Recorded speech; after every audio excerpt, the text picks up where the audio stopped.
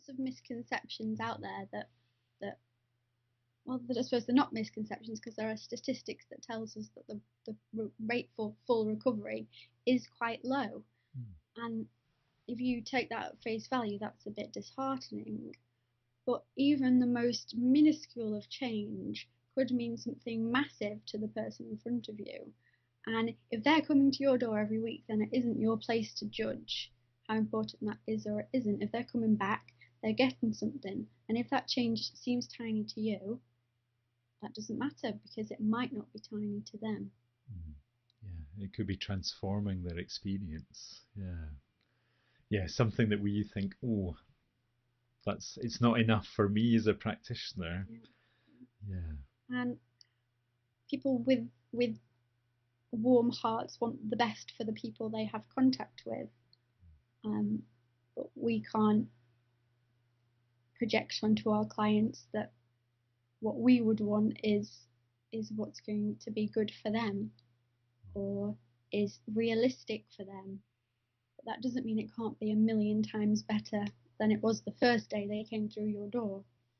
Yeah, the difference in their experience and their life. Yeah, that sounds so important to acknowledge, Kel. Yeah. I mean, from a personal perspective, the first day I walked through the counsellor's door, that actually was the counsellor that really worked for me. I didn't think anything could change. I was dropping out of university, I couldn't work, I couldn't socialise, I couldn't do anything. And to even be able to get to her office was monumental. And it's so important that we don't forget that for our clients, that things that look like a little tiny grain of sand might really be huge, important things for that person. And even if it's just a change for 1 millisecond of one day, that's better than the ginormous amount of pain that person would have been suffering for that millisecond of a day. And any relief is positive. Yeah, like you really know that from your experience. Just those tiny moments of change makes all the difference. It was.